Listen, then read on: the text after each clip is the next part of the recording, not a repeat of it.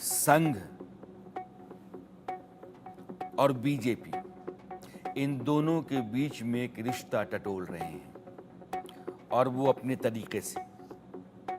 भारतीय राजनीति में अरविंद केजरीवाल जब दाखिल हुए तो वे कह रहे थे कि हम लोग राजनेता नहीं हैं, हमें राजनीति आती नहीं है, लेकिन हमको राजनीति में आना पड़ा। हमें राजनीति के खेल दांव पेच नहीं आते, हमें जनता की सेवा करना आती है। लेकिन एक दशक में केजरीवाल ने यह साबित कर दिया है कि वे बेहद सधी राजनीति और सटीक रणनीति के नेता हैं। उनके पास कोई जाति नहीं, जातियों की कोई गोलबंदी भी नहीं, धर्म का झंडा नहीं है और ना ही धर्मगुरुओं का आशीर्वाद है। फिर भी उनकी आम आदमी पार्टी 2 राज्यों में सरकार लिए बैठी है। जाहिर है अरविंद केजरीवाल और उनकी टीम आज की तारीख में, यानी कि जो समकालीन परिस्थितियां होती हैं, उसके आधार पर अपनी स्ट्रैटेजी चेंज करती रहती है, बनाती रहती है, एजेंडा सेट करती रहती है और ये देखती रहती है कि उसका असर क्या होता है। वाटर टेस्टिंग, अगर ये नहीं चलता है तो फिर कोई दूसरा रास्ता अख्तियार करते हैं। और इसका ताज़ा उदाहरण है अरविंद केजरीवाल की बीजेपी की शिकायत संघ प्रमुख मोहन भागवत से करना।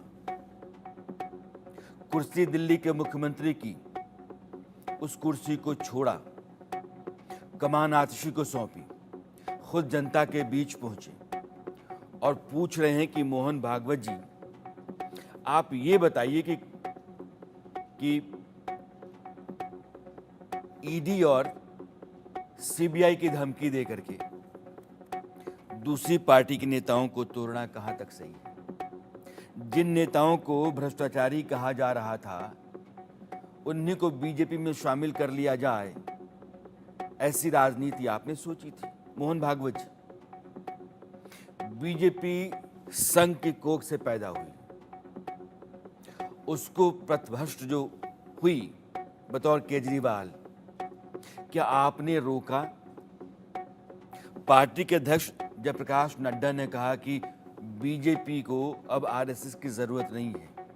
मोहन भागवत जी, आप ये बताइए कि क्या बेटा मां से इतना बड़ा हो गया? ये जो 75 साल में रिटायर होने का नियम कायदा है जो आडवाणी जी पर लागू होता है, वो मोदी जी पर क्यों नहीं लागू होता? अरविंद केजरीवाल जो सवाल करते हैं, चुनाव हरियाणा का है, 4 महीने पर चुनाव दिल्ली के हैं। अरविंद केजरीवाल मोहन भागवत सवाल करते हैं बीजेपी के हवाले से, कुछ है, लेकिन अरविंद केजरीवाल जो कह रहे हैं पहले उसको सुनिए। मैं पूरे सम्मान के साथ मोहन भागवत जी से 5 प्रश्न पूछना चाहता हूं और आपका समर्थन चाहता हूं। अगर मैं कोई गलत प्रश्न पूछूं तो बता देना और सही प्रश्न पूछूं तो मैं आपसे हाथ खड़ा करवा के पूछूंगा। मेरा पहला प्रश्न है मोहन भागवत जी से, जिस तरह मोदी जी देश भर में लालच देके या ईडी और सीबीआई की धमकी देके, डरा के दूसरी पार्टी के नेताओं को तोड़ रहे हैं, पार्टियां तोड़ रहे हैं, सरकारें गिरा रहे हैं, क्या यह देश के लिए सही है? मैं मोहन भागवत जी से पूछना चाहता हूं, क्या आप नहीं मानते कि यह भारतीय जनतंत्र के लिए हानिकारक है? पूछना चाहिए कि नहीं पूछना चाहिए मोहन भागवत जी से? मेरा दूसरा प्रश्न है उनसे, देश भर में सबसे भ्रष्टाचारी नेताओं को मोदी जी ने अपनी पार्टी में शामिल करवा लिया। जिन नेताओं को कुछ दिन पहले मोदी जी ने खुद सबसे भ्रष्टाचारी बोला, जिन नेताओं को अमित शाह जी ने खुद भ्रष्टाचारी बोला, कुछ दिन के बाद उनको बीजेपी में शामिल करा लिया। मैं मोहन भागवत जी से पूछना चाहता हूं, क्या इस प्रकार की राजनीति से आप सहमत हो? क्या आपने कभी ऐसी बीजेपी की कल्पना की थी? पूछना चाहिए कि नहीं पूछना चाहिए मोहन भागवत जी से? मेरा तीसरा प्रश्न है मोहन भागवत जी से, बीजेपी आरएसएस की कोख से पैदा हुई है कि नहीं है? कहा जाता है ये देखना आरएसएस की जिम्मेदारी है कि बीजेपी पथ भ्रष्ट ना हो। मैं मोहन भागवत जी से पूछना चाहता हूं, क्या आप आज की बीजेपी के इन कदमों से सहमत हैं? क्या आपने कभी मोदी जी से यह सब ना करने के लिए बोला? मोहन भागवत जी बताएं कि क्या आपने मोदी जी को यह सब गलत हरकतें करने से रोका कभी? पूछना चाहिए नहीं पूछना चाहिए? मेरा चौथा प्रश्न है मोहन भागवत जी से। जेपी नड्डा जी ने लोकसभा चुनाव के दौरान उन्होंने कहा कि बीजेपी को अब आरएसएस की जरूरत नहीं है। आरएसएस बीजेपी की मां समान है कि नहीं है? क्या बेटा इतना बड़ा हो गया कि मां को आंखें दिखाने लग गया? क्या बेटा इतना बड़ा हो गया कि आज मां को आंखें दिखाने लग गया?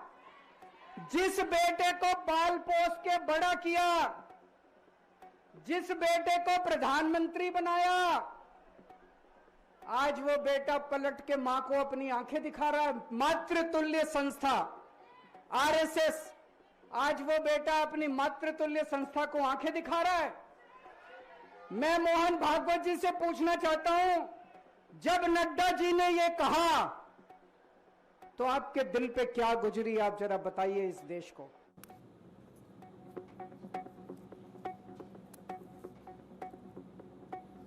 ये तेरा फिक्र है, तेरा जिक्र है, तेरी फिक्र है तो ये कैसा जिक्र है।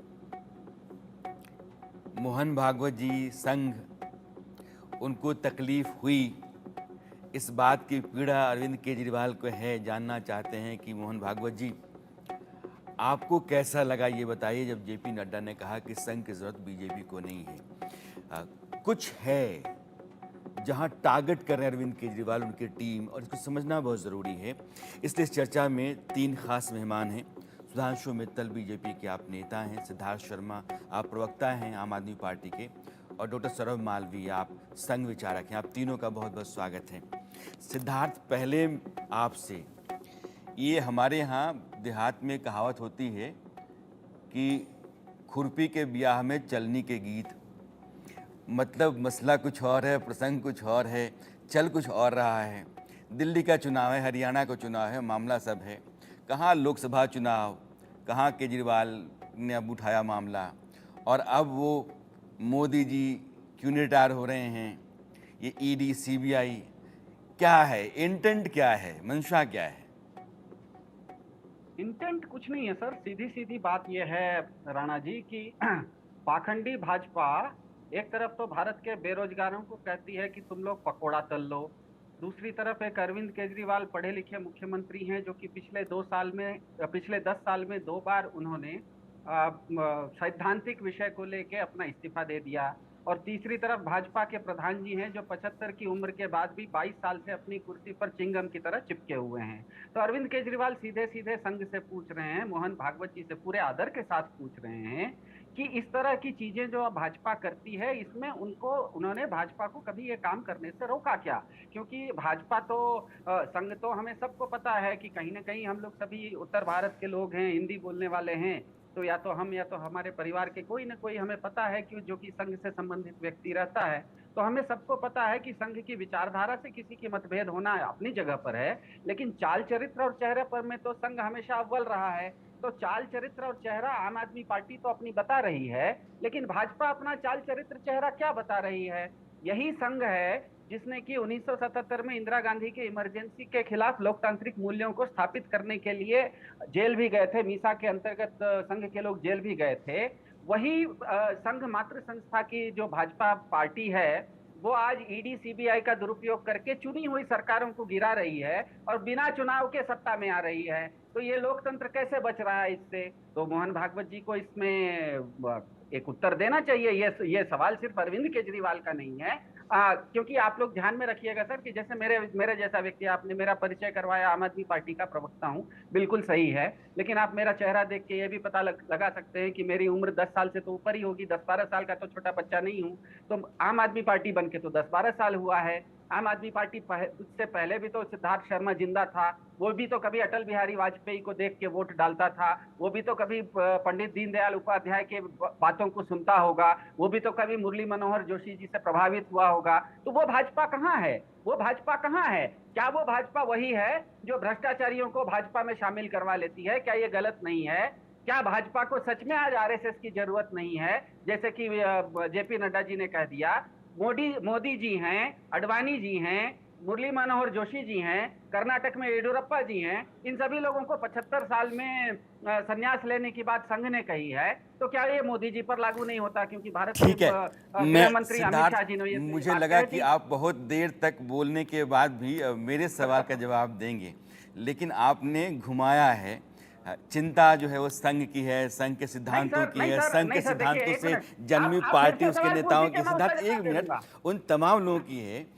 एक ऐसी पार्टी है जिसने हर एक फैसला, ये स्ट्रैटेजी जो रणनीति आपकी होती है, मैं ये नहीं मान सकता हूँ कि ये ऐसे ही है कि अरविंद ने पर्चा उठाया और पढ़ दिया और 5 सवाल कर दिए।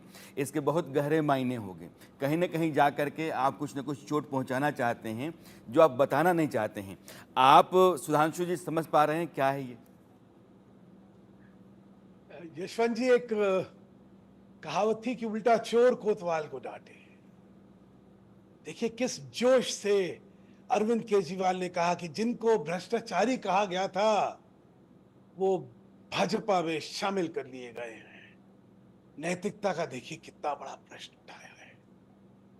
जिन सोनिया गांधी को चोर कहा गया था, जिन राहुल गांधी को चोर कहा गया था, जिन रॉबर्ट वड्रा को चोर कहा गया था, जिस मुलायम सिंह को चोर कहा गया था, उसके बेटे को चोर कहा गया था, लालू प्रसाद यादव को कहा गया था, और जिनके लिए जेल में जगह होनी चाहिए, उसका नारा देके ये केजरीवाल जी जब आए थे और जब उन्होंने उनके साथ गलवैया भरी और जब हाथ उठा के उनके नेतृत्व में काम करना स्वीकारा, तो अरविंद केजरीवाल जी, प्रश्न जवाब तो आपको देना पड़ेगा।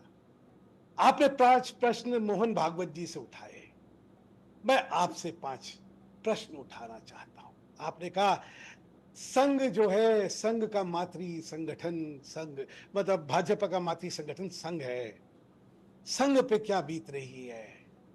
अरे आप तो अन्ना हजारे की कोख से जन्मे थे। अन्ना हजारे के मन पे क्या बीत रही है? उनकी आत्मा क्या कचोट रही है जब उन्होंने ये कहा कि अरविंद केजरीवाल सत्ता का भूखा है, वो झूठा है? जब उन्होंने ये कहा तो क्या हुआ उनके दिल पे? केजरीवाल जी, इसका जवाब आपको देना पड़ेगा कि अन्ना हजारे को कैसा लगा जब उन्होंने आपके बारे में ये बयान दिया। अरे आपको ये इस बात का जवाब देना पड़ेगा कि जब आपने अपने बच्चे की कसम खाई थी कि मैं कुछ हो जाए सत्ता के लिए कांग्रेस से हाथ नहीं मिलाऊंगा, और उसके 1 हफ्ते बाद आप कांग्रेस का समर्थन लेके मुख्यमंत्री बने थे, तो केजरीवाल जी जवाब तो आपको देना पड़ेगा। आपको अपनी नैतिकता, अपने बच्चे की कसम जो ली थी आपने, उसके भविष्य को, आपने उसके जीवन को कितना संकट में डाला, जवाब तो आपको इसको देना पड़ेगा।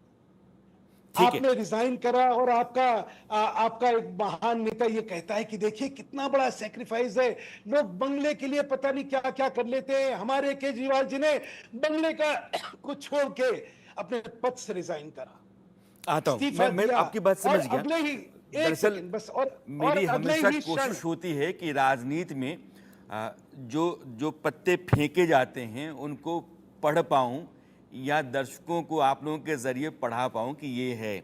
अभी तक मुझे समझ में नहीं आया है कि मोहन भागवत से जो 5 बुनियादी सवाल अरविंद ने किए हैं उनके पीछे मंशा क्या है।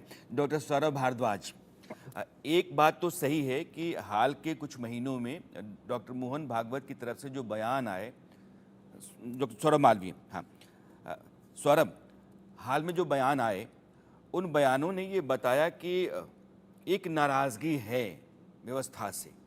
जिस तरीके से सरकार चल रही है और संघ जैसा चाहता है, उन दोनों के बीच में एक फासला है। क्या अरविंद उस फासले के अंदर घुस करके अपनी एक जगह बनाना चाहते हैं? ये नंबर एक। दूसरा ये है, क्या संघ के जरिए बीजेपी को जो समर्थन सहानुभूति मिलती है उसको वो दूर करना चाहते हैं? नंबर दो। तीसरा कि इस बार जो दिल्ली और हरियाणा में चुनाव हैं, हरियाणा में चुनाव चल रहे हैं, इन चुनावों के भीतर इस तरह के बयान के जरिए कुछ और है जो अरविंद हासिल करना चाहते हैं। अरविंद के बयान को आप कैसे पढ़ते हैं, कैसे समझते हैं?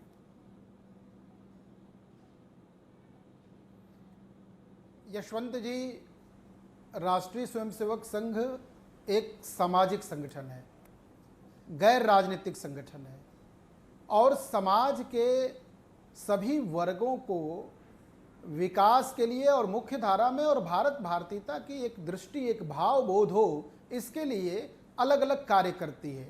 ऐसे में जैसे भारतीय जनता पार्टी जैसे हमारे 100 संगठन हैं। शिक्षा के क्षेत्र में विद्या भारती है, मजदूरों के क्षेत्र में मजदूर संघ है, विद्यार्थियों के क्षेत्र में विद्यार्थी परिषद है और सभी ये संगठन पूरे विश्व में बड़े स्तर के संगठन हैं। तो राजनीति के क्षेत्र में भारतीय जनता पार्टी है, वो कार्य कर रही है। भारतीय जनता पार्टी के पास नीति है, नेता है और संविधान है बीजेपी का अपना। तो निश्चित तौर पर केजरीवाल के जवाब देने के लिए भारतीय जनता पार्टी सक्षम है और वह ये कार्य कर रही है और उसको देना चाहिए और देती होगी।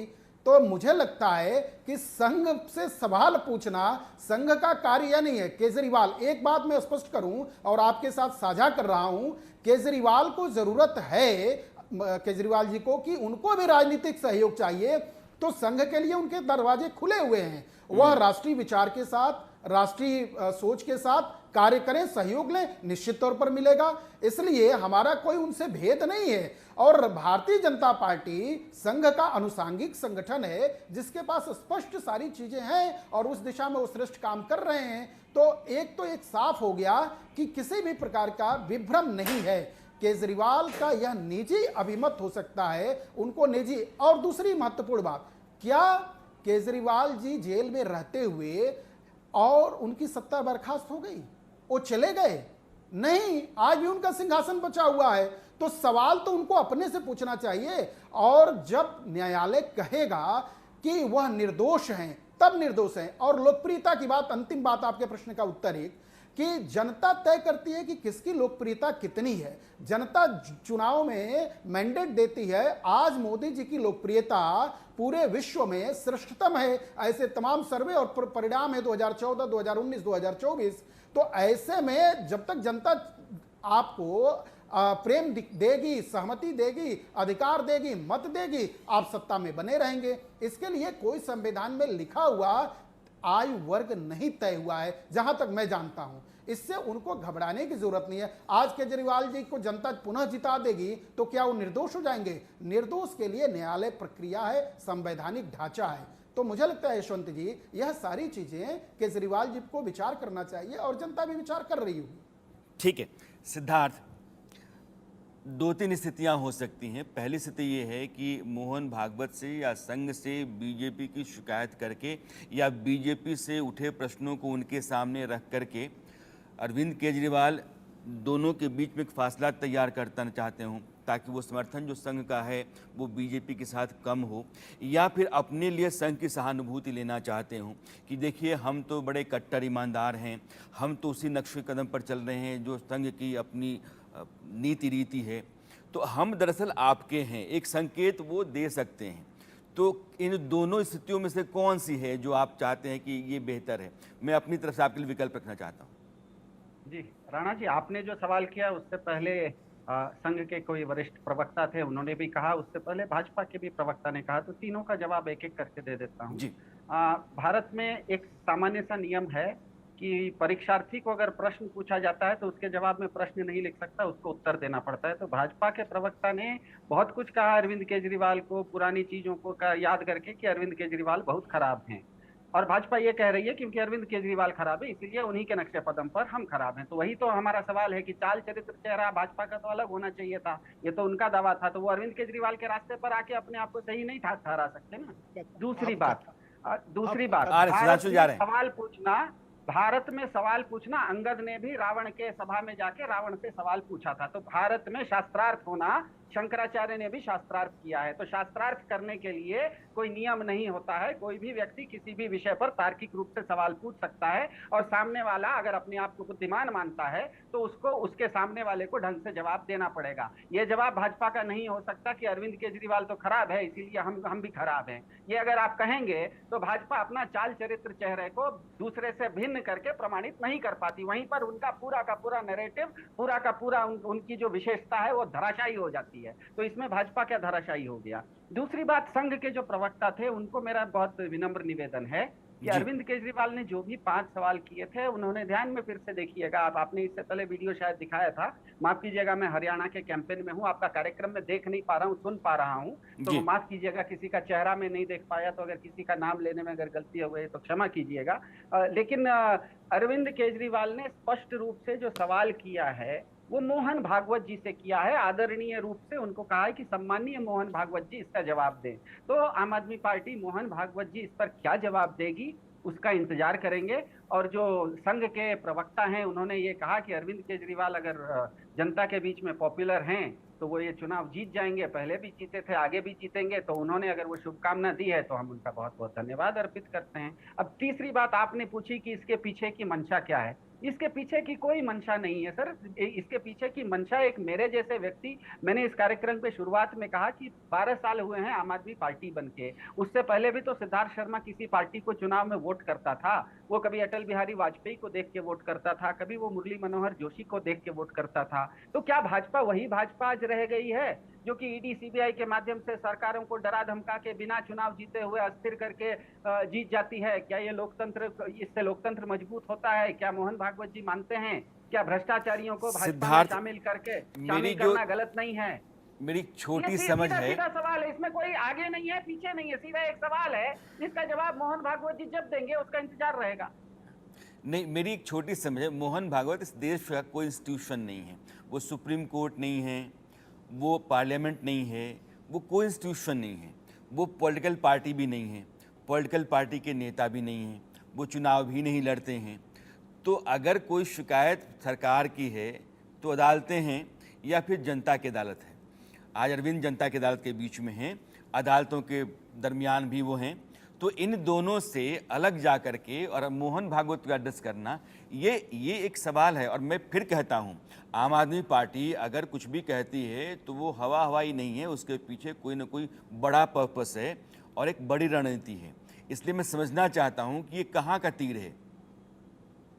हाँ, फिर से मैं कह रहा हूँ सर, यशवंत जी, माफ कीजिएगा, मैं बोलूं? आया सुधांशु जी आया। सर सवाल जिससे था उसका नाम ले लीजिए, मैं देख सिद्धार्थ, नहीं पा रहा था। अभी तो मैंने आपसे पूछा है। अच्छा ठीक है, तो मैं इसका जवाब दे देता हूं। फिर से मैं कह रहा हूं, इसमें कोई अरविंद केजरीवाल ने तीर नहीं मारा है सर। मोहन भागवत जी इस देश के आदरणीय और गंभीर विचारक हैं। अनेकानेक विषयों पर वो बात रखते हैं। वो भारत के प्रधानमंत्री तक को अपनी बात सुनाते हैं। उनकी बात ये देश सुनता है और ये सब मानते हैं। अभी भाजपा ने भी मान लिया कि संघ परिवार उनकी मातृ संस्था है, और जो संघ के प्रवक्ता थे उन्होंने भी कहा कि हमारी सैकड़ों संस्थाएं हैं, उसमें हमारा राजनीतिक संस्थान भाजपा है।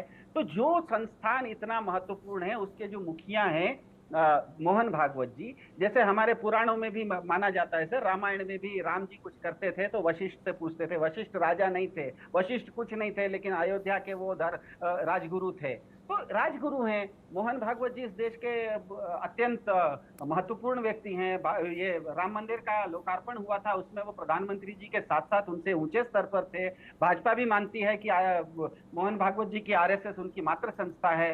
आरएसएस भी मानता है कि भाजपा उनकी राजनीतिक विंग है। तो ऐसे में अगर ये जो 5 मूलभूत सवाल हैं कि क्या संघ परिवार मोदी जी को भी कहेगा कि 75 साल में रिटायर कर जाओ, क्योंकि अब संघ परिवार ने 75 साल में चुनाव नहीं लड़ेंगे, लेकिन 75 साल से पहले वो चुनाव लड़ चुके हैं। तो ये आप क्यों जवाब दे रहे हैं सर? नियम सर जवाब नहीं सिद्धार्थ, नियम ये नहीं कहा कि 75 साल में प्रधानमंत्री नहीं होंगे। नियम ये है कि 75 साल में चुनाव नहीं लड़ेंगे। तो उन्होंने चुनाव तो 73 साल में लड़ा है, तो प्रधानमंत्री रहने की कोई मियाद तो तय नहीं है। तो आप 2029 में बहुत अच्छी पूछेगा बात है उनसे। सर। तो ये जवाब खैर, राणा जी के बदले मोहन भागवत जी से पूछा था। मैं राणा जी का ये जवाब सुधांशु है। जी, मोहन भागवत जी के जवाब का इंतजार नहीं कर आपका लेंगे हम जवाब लोग। कोई सुधांशु जल्दी जी देंगे, नहीं उसके है, सौरभ होंगे। सुधांशु जी। कोई जल्दी नहीं है। यशवंत जी, एक कहावत है, छाछ बोले तो बोले, यहाँ तो छलनी भी बोलती है। ये भी विडंबना है हिंदुस्तान की राजनीति की। खैरहाल, प्रश्न क्या है, आपने एक बड़ी बात कही कि ये इस सारे के पीछे मंशा क्या है। क्योंकि अरविंद केजरीवाल वो शख्स हैं जिनके मुंह में राम बगल में छुरी है। वो दृष्टि कहीं और रखते हैं, बोलते कहीं और हैं। तो इस सारे के पीछे उनका शातिर दिमाग जो है, उसमें क्या कल्पना है। देखिए क्या हुआ है कि उनके राजनीतिक जीवन का सबसे कमजोर क्षण है ये। उन्होंने क्यों जिस समय जेल गए थे, नैतिकता के सवाल पे, तो तब उनको इस्तीफा देना चाहिए। तभी बात करी जा रही थी, सिद्धार्थ जी कह रहे हैं नैतिकता के मापदंड को रखते हुए इन्होंने जो है इस्तीफा 2 बार दिया। तो भैया नैतिकता, कांग्रेस का बच्चे की कसम खा के समर्थन लेने के बाद कांग्रेस ने तुम्हें तुम्हारी हैसियत दिखाई, इसलिए तुमने इस्तीफा दिया था, वो नैतिक हो गया। और अब की बार जेल में रहते हुए नैतिकता नहीं दिखी कि जेल में मुख्यमंत्री रहे, क्या ये नैतिक है। लेकिन अब इस्तीफा दे दी। क्यों दे दिया? क्योंकि जितनी भी बातें इन्होंने करी, उस सारी बातों में जनता इनके खिलाफ गई। इन्होंने कहा ये जो है चुनाव में ये जनता का फैसला होगा कि केजरीवाल जेल में जाए या केजरीवाल जेल के बाहर रहे। जनता ने कहा दोनों सीटें भाजपा, सारी सीटें भाजपा को जिताई और उनको जेल में भेज दिया। तो आज के दिन अरविंद केजरीवाल की सार्थकता जो है खत्म हो गई है। तो अपनी सार्थकता बनाने के लिए हमें शुरू से सिखाया जाता था कि बड़े आदमी को गाली दो तो छोटे आदमी का कद बढ़ जाएगा। तो ये जो है वही छिछोरेपन है कि इनकी एक वो तरीका है कि अपनी विफलता से भटकाने के लिए अपने आचरण और दुराचरण में कहूंगा उससे ध्यान हटाने के लिए मोहन जी से बात करो। अबे तुम्हारा, मैंने कहा तुम ना 3 में ना 13 में, तुम जो प्रश्न पूछ रहे हो पहले अपने जवाब तो खुद देख लो। अभी सिद्धार्थ जी बड़ी अच्छी बात कह रहे थे, अरे चाल चरित्र चेहरा भाजपा का। अरे भाई आप तो जन्मी इस बात पे लेके हुए थे कि भाजपा का चाल चरित्र चेहरा खराब है, हम वैकल्पिक राजनीति हैं। और अब आप कह रहे हैं उनका चेहरा खराब है इसलिए हम भी अपना चेहरा खराब करें। अरे भाई अपना स्तर तो तय कर लो कि तुम चाहते क्या हो। हम तो तुमसे कभी अपनी कल्पना तुलना करते ही नहीं है। लेकिन तुम जो हमसे तुलना कर रहे हो, तो तुमने तो, तुम्हारा जन्म ही इसलिए हुआ था कि हम तो खराब थे। अब आप उसके पीछे जो है आप अपने रिफ्यूज लेना चाह रहे हैं कि देखिए देखिए सब खराब है तो हम भी खराब है। डॉक्टर सौरभ माली, ठीक है। सुधांशु बस जी, एक आखिरी बात यशवंत जी, एक आखिरी बात मैं सिद्धार्थ जी से कहना चाहता हूं। सिद्धार्थ जी, झूठ का सहारा नहीं लेना चाहिए जब बात करी जाए। आपने कहा कि नरेंद्र मोदी जी जो हैं 75 साल होने के बावजूद जो है वो प्रधानमंत्री बने हुए हैं। बड़े विनम्रता से मैं आपसे कहना चाहता हूं कि नरेंद्र मोदी जी अभी 75 साल के नहीं हुए हैं। और जब वो नहीं हुए हैं तो आप जो बेबुनियादी बातें पूछ रहे हैं, जो प्रश्न उठा रहे हैं, जो आप मैं तो इसको छिछोरी हरकत कहता हूं। नरेंद्र मोदी के जन्म का साल 1951 है, 1951, तो यानी कि 2026 में वो 75 साल के हो जाएंगे। मेरा सवाल ये नहीं है, ये बहस कहीं और आके खड़ी है।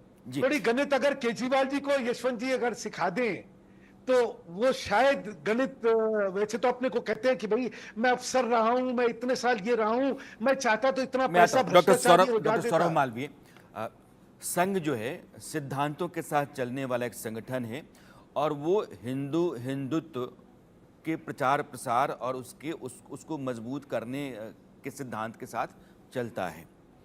पॉलिटिकल पार्टी कोई भी जो उसके साथ तालमेल करके चल सकती है, उसके नज़दीक आ सकती है।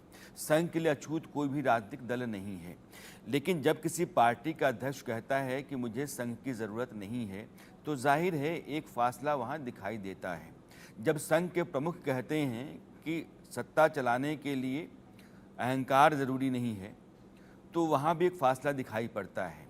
क्या इस फासले की एक समझदारी है अरविंद केजरीवाल के पास और उसमें वो अपने लिए कोई गुंजाइश ढूंढ रहे हैं, ऐसा आपको लगता है? अगर नहीं भी लगता है तो ये फासला जो है वो अपने आप में क्या संकेत देता है या नहीं है? यशवंत जी, अहंकार तो मानव मात्र के लिए, उनका उद्बोधन नागपुर में कार्यकर्ता विकास शिविर में था और वह एक सभी पूरे समाज के लिए और मानव मात्र के भीतर अहंकार नहीं हो, और खास करके ऐसे व्यक्ति जो संवैधानिक पद या प्रशासनिक पद या समाज में प्रबुद्ध हुए या उनके द्वारा चीज़ों को बताई जाती उनका महत्व है, वो भूमिका एक महत्वपूर्ण पद पे हैं, ऐसे समाज के सभी व्यक्तियों के संदर्भ में उन्होंने कहा था। एक बात। दूसरी बात, संघ का मत स्पष्ट है और साफ है कि जो भी व्यक्ति भारत भारतीयता, राष्ट्र राष्ट्रीयता और अपनी हिंदू परंपरा है, सनातन संस्कृति के संदर्भ में क्षेत्र में काम करता है, तो वह उसके निर्णय स्वागत योग्य है, संघ उसका सहयोग करेगा, इसमें कहीं कोई दो मत नहीं है। हमारे लिए कोई भी व्यक्ति ऐसा नहीं है जो हम उसको स्पर्श न कर सके, सब हमारे भाई हैं। हिंदवः सोदरा सर्वे न हिंदू पतितो भवेत, हिंदू रक्षा मम दीक्षा मम मंत्र समानता। सभी हिंदू की रक्षा करना, भारतीय जीवन पद्धति में जीने वाले, विश्वास रखने वाले सभी मनुष्यों की चिंता करना और उसके दुख को, उसके दारिद्र्य को दूर करना संघ का काम है। संघ इस क्षेत्र में कार्य कर रहा है। उसी तरह राजनीति में कार्य करने के लिए एक राजनीतिक दल का प्रारंभ होता है और उसके प्रारंभिक दौर में दीनदयाल उपाध्याय जी होते हैं, अटल बिहारी वाजपेयी होते हैं, आडवाणी जी होते हैं, मुरली मनोहर जोशी जी होते हैं, तमाम ऐसे लंबे मनीषी ऋषि रहते हैं, जिन लोगों ने मुखर्जी जी रहते हैं, श्यामा प्रसाद, ये लोग काम करते हैं। मुझे कहीं और से भी जब संघ कोई अब अंतिम बात, आपका जवाब इसका जवाब। हाँ। ऐसे में जब संघ के द्वारा यह संगठन खड़ा किया गया और इतना मजबूत हो गया, तो वह स्वतंत्र है कार्य करने के लिए। जब उसको आवश्यकता होगी संघ चिंता करेगा, जब उसके पास आवश्यकता पड़ेगी आएगा तो संघ निश्चित करेगा, जब मांगता है तो संघ देता है, संघ चिंता करता है। इसलिए एकदम क्लियर बात है, जब भी कोई मांगेगा संघ देगा, जब भी कोई सहयोग चाहेगा संघ साथ में खड़ा है। सिद्धार्थ, मैं आपको दाद दूंगा कि मेरे तमाम सवालों के बाद भी आपने यह नहीं बताया कि मोहन भागवत संघ और नरेंद्र मोदी सरकार के बीच में एक तालमेल जोड़ने या सवाल रख करके दिल्ली के भीतर अरविंद केजरीवाल क्या साधना चाहते हैं। अरविंद केजरीवाल, उनकी टीम एजेंडा के लिहाज से, स्ट्रैटेजी के लिहाज से और मुद्दों के नज़रिए से बहुत शार्प मानी जाती है। मैं व्यक्तिगत तौर पे मानता हूँ, क्योंकि मैंने पहले भी कहा कि इनके पास जाति नहीं है, जातियों की गोलबंदियाँ नहीं हैं, धर्म के आधार पर राजनीति चलती नहीं है। फिर भी अगर ये सार्थक हैं भारतीय राजनीति में तो कोई ना कोई कारण है। अगर इस बार वो कहते हैं कि मैं अगर चोर हूँ तो मुझे आप जेल में डाल दीजिए, नहीं तो जिन लोगों ने जेल में डाला है उनके बारे में इंसाफ कीजिए। 2020 का आप चुनाव याद कीजिए, अगर मैं आतंकवादी हूँ तो मुझे वोट दीजिए, अगर नहीं हूँ तो आप, मैं आतंकवादी नहीं हूँ तो दो, आतंकवादी हूँ तो मत दो। तो एक आतंकवादी वाला जो एजेंडा था, आज देखिए वो, अगर मैं बेईमान हूँ तो मुझे मत दो, अगर नहीं हूँ तो मुझे दो। तो अरविंद के पास एजेंडा अपना अपना होता है, लेकिन उसकी मतलब आज मेरे लिए ये बहुत बड़ा पेचीदा सवाल रहा है कि इसको मैं किसी सिरे पर लेकर के नहीं जा पा रहा हूँ और मैं समझ नहीं पा रहा हूँ। हाँ सिद्धार्थ, बस आखिरी समय 1 मिनट।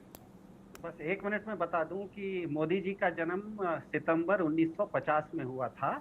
तो हम लोग भी थोड़ा पढ़े लिखे पार्टी हैं। जिस दिन आपका जन्म होता है उस दिन आपका पहला जन्मदिन होता है। गिन के देख लीजिए, तब भी सिद्धार्थ 1 साल बाकी है ना, 1 साल पहले, 1 साल पहले उनका 75वां जन्मदिन था। जिस दिन पैदा होते हैं ना उस दिन आपका पहला अगर आपको इतना भी नहीं है कि आदमी 75 साल कब पूरा करता है, तो अभी क्या बात की जाए? सिद्धार्थ, दिन नहीं, 75 साल, मोदी जी का 75 साल नहीं सिद्धार्थ। दूसरी बात, सबसे मजेदार बात, आप सोचिए कि ये अरविंद केजरीवाल की जमात है राजनीति की, कि मैंने सवालों का जवाब झूठ नहीं पे दिया। यही जिंदा लेकिन रहने। भाजपा और संघ परिवार के जो प्रवक्ता हैं, उन्होंने अभी तक इस चीज का दोनों ने जवाब नहीं दिया कि क्या भाजपा की को आरएसएस की जरूरत नहीं है।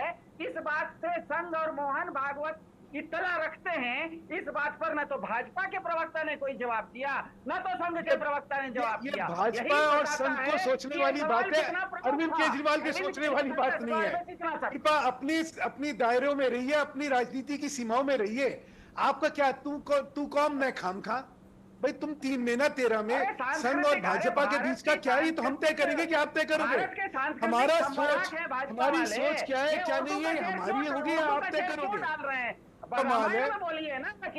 मतलब मैं तो हैरान हूँ यशवंत जी कि इनकी बैंक्रप्सी, इनकी बैंक्रप्सी सिद्धार्थ, सिद्धार्थ, नहीं, बहस जो है ना मर्यादा के दायरे में, और मैं इस बात का हमेशा हामी रहा हूँ। शोर शराबा करके कोई फ़ायदा नहीं होता है, और मर्यादा का दायरा तोड़ करके हम किसी को कन्विंस कर नहीं पाते हैं।